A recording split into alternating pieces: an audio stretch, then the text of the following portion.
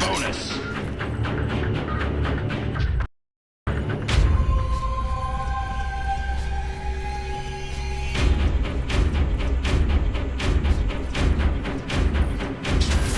I've spent the last 3 months in a temp barracks facility on the asteroid.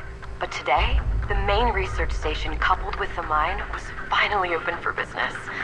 This is a relief because the atmosphere here, while habitable, doesn't exactly do wonders for my well-being. Oh, and by the way, I love my new laboratory. Sorry I had to say it. 20 years of sharing clothes with your male siblings does that to you. Anyway, back on topic. I received the first samples of NX-01 2 days ago, and naturally, I haven't slept since. This element is the single most fascinating turnover in my career. Preliminary tests show that it could self-replicate given a favorable environment. And if so, humanity might have finally hit the jackpot.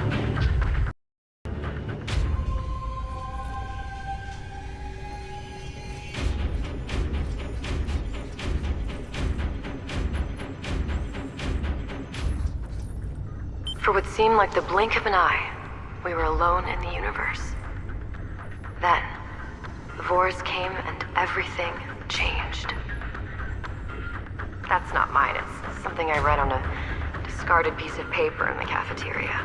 I don't think I'm competent to write frontier journalism, much less about first contact, but for better or worse.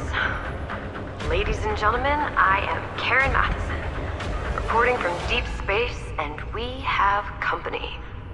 You've probably already been bombarded by news media about how it went down. The landing, hours and hours of waiting each other out, and finally, contact.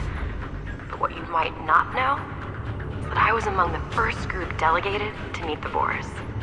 Barely acknowledged by my own kids, and they're the same species, so that wouldn't be my first choice, but it's not like we account for the diplomatic corps every time we launch a ship.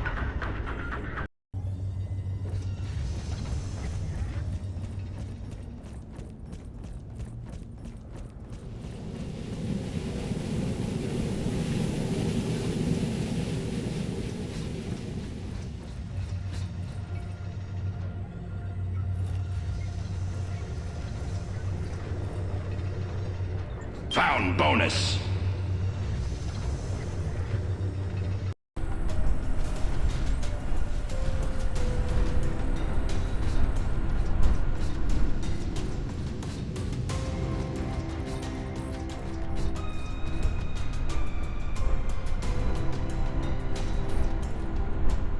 So, how was it? First contact, you ask? Pretty okay. Sorry if you were hoping for a more enthusiastic recap, but I came here to research high-fidelity isotopes, not shake hands with aliens. Me, 2 senior army officers, and the facility administrator were sent in to make peace with the Indians. Tall, bulky, humanoid. All heavily armed and male, I think. We encountered a few of them kneeling over a Prometheum rift joining hands. Not a very good start to interrupt a prayer session, but after the initial bemusement, they took a few steps back, waiting for our move. A few terrifyingly long minutes passed in silence. And I remembered having a spare test tube in my pocket, so without further ado, I walked over, took a small sample from the rift and offered it to them. Hey, I was getting cold standing there.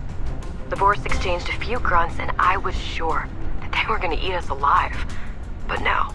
They took the tube and exchanged it for their portable drilling gear, which nearly flattened me. Start the white smoke.